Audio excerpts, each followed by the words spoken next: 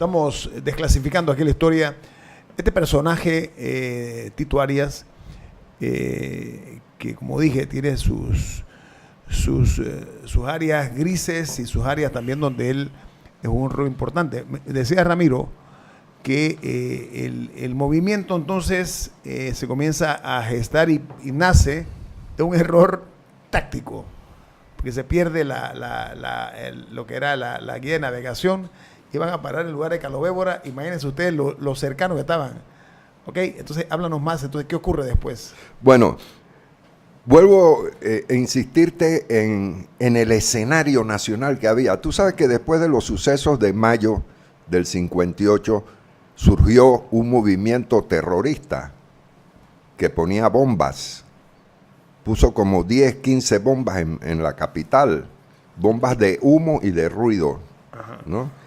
Y eso estaba dirigido por un extranjero cuyo equipo fue reclutado por la corriente más radical de la candidatura de Goitía.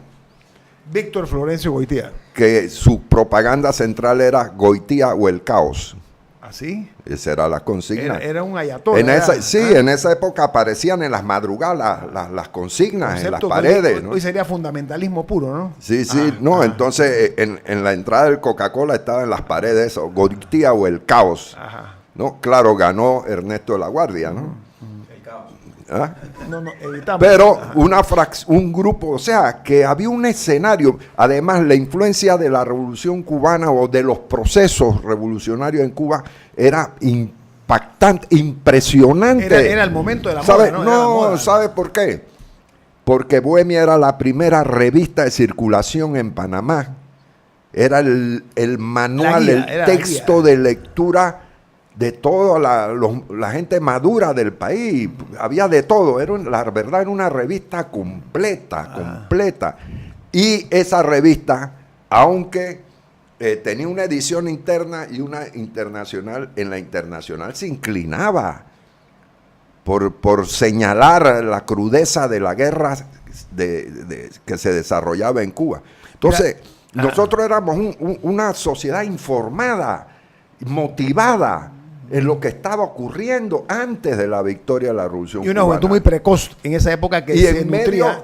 Claro, en medio de lo que había ocurrido en mayo del 58, ¿no? Que era el colorario de toda una gesta de iniciativas, movilizaciones, estaba ávida, ¿no? Y con los niveles de represión que se habían generado, encontraba que no había espacio legal, no había oportunidad democrática de expresarse, y las capas medias entienden que es el momento, ¿no?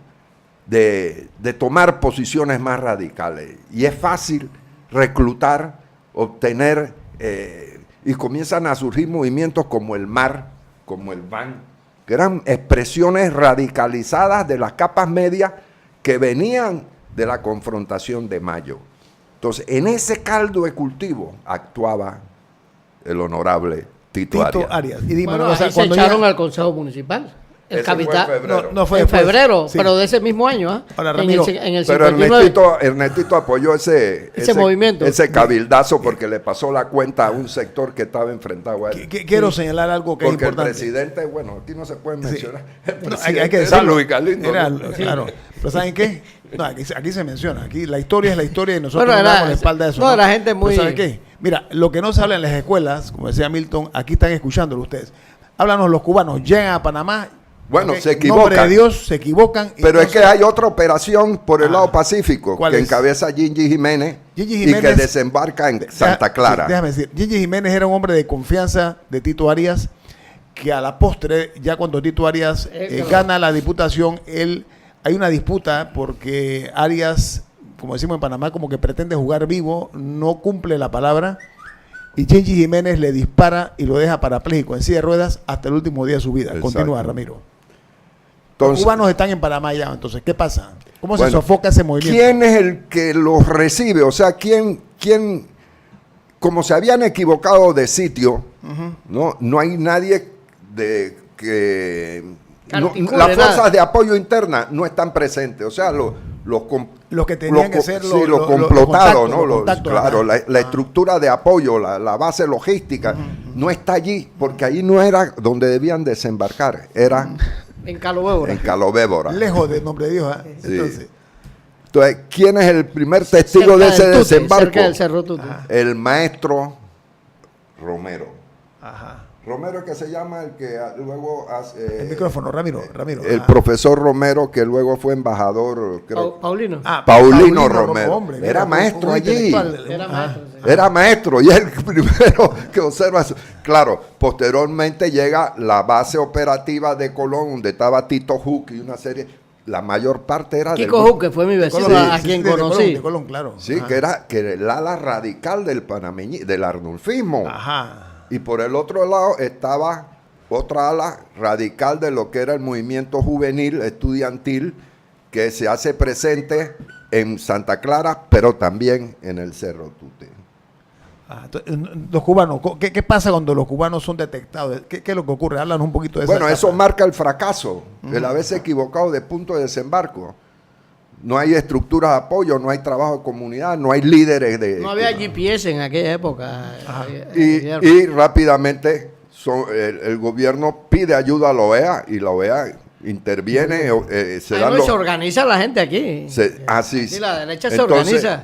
No, pero es que se organizan los batallones, la MEL y todo eso eran gente progresista que habían jugado unos roles increíbles el 9 de enero. Pero veían unas cosas, es que este era un caos, ¿no? Era un país muy ideologizado, se puede decir así, ¿no? En cierta forma. Bueno, no, porque no había teoría, ¿no? Pero sí tenía un nivel de politización muy, claro, ¿me entiendes? Ajá. Y lógicamente el gobierno usa también frente, como propaganda política ese hecho de una invasión externa, alimenta el nacionalismo y crea los batallones de defensa a la patria, ¿no? Que desfilaban con palos de madera.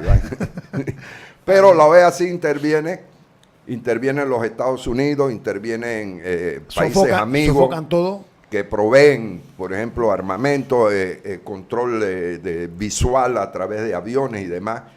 Y lógicamente no puede avanzar nada, porque no podía avanzar, primero porque la figura principal por la parte panameña de la invasión había muerto, que era el abogado Morales, que provenía, pues te digo, era el hijo del presidente de la Corte Suprema. O sea, que había gente que no era necesariamente la arrabal metida en el paquete. No. Era una mezcla. Sí. Ramiro, eso bueno, ¿qué provoca? Fontaine la capturan en el movimiento de Santa Clara también. ¿En qué degenera, se puede decir así, o qué provoca?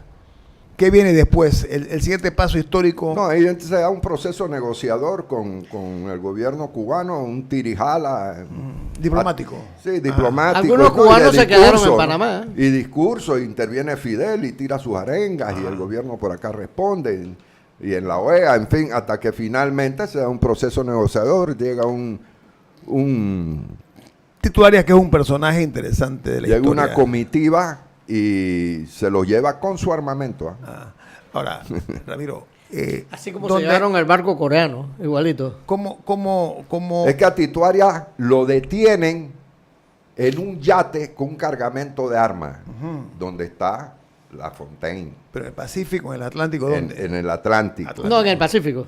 ¿Fue en el Pacífico? En el Pacífico. Lo detienen con un yate cargado de armas, lo meten preso a la Fontaine. También. El embajador de Inglaterra iba todos los días a la cárcel modelo a visitar a la señora. Sí. Entonces, a presionar. Entonces Tito Arias se asila en la embajada de Brasil. Porque logra escaparse. Logra escaparse, lógico, ¿no? Sí. Y le retiran los cargos. Ya se libera y regresa a la vida pública, ¿no? Participa de las elecciones en el 64, es hecho diputado. Su mano derecha, que fue detenido en Santa Clara, que fue torturado de una manera salvaje y feroz, y que finalmente también es rehabilitado con el periodo de amnistía que se da, es su mano derecha en los temas estos escabrosos de las conspiraciones. Conocer las conspiraciones y todo. Y corre en la papeleta de Tito Arias como primer suplente, pero cuando terminan las elecciones, Tito Arias le da la suplencia. Tito gana y le da la suplencia al segundo. Claro. Y él monta en cólera, lógicamente. Y entonces se siente traicionado después de haber sido un fiel combatiente y un hombre muy valiente, muy audaz.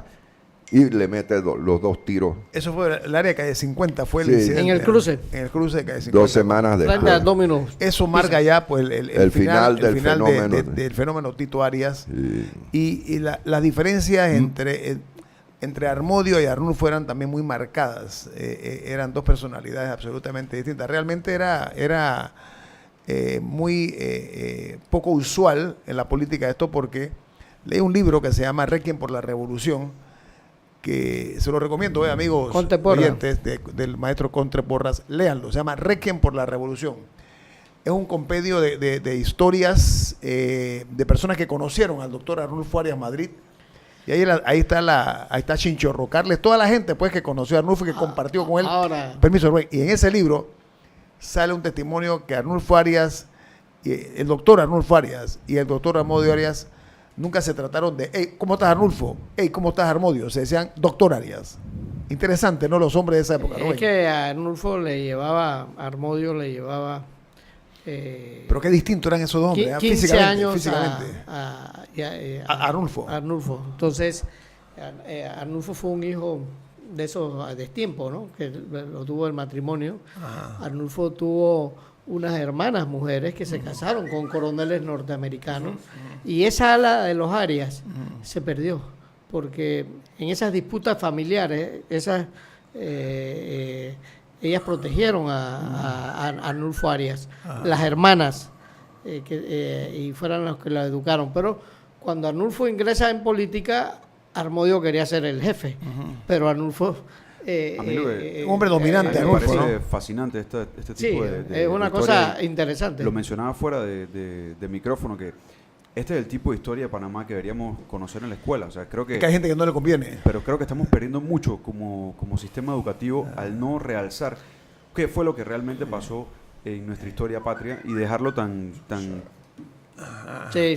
No, ahora, Ramiro, no, tú guardas muchos secretos de... Sí, pero vamos a hacerlo otro día. Cuando Tito Arias, había mensajes con Tito Arias y pero Fidel y todo lo demás. Lamentablemente el tiempo nos comió. Esa relación de Tito Arias con Fidel después del 64, y pese a estar parapléjico... Aquí, pese a estar parapléjico. Sí, continúa, ok. Y también... mantiene comunicaciones con Torrijos. Y era el hombre de confianza de Manuel Antonio Noriega al final de su vida. Vamos a continuar. Eran esa historia. buenos amigos. A invitar a Ramiro en otra ocasión, porque vamos a llegar hasta la médula de la realidad con esto. Ramiro Vázquez Chambonet, gracias por estar con nosotros esta mañana aquí en Infoanálisis, el equipo de Infoanálisis. Milton Enrique Páez, Rubén Murgas, Guillermo Antonio Dame, nos vamos. Y nos vemos. Gracias.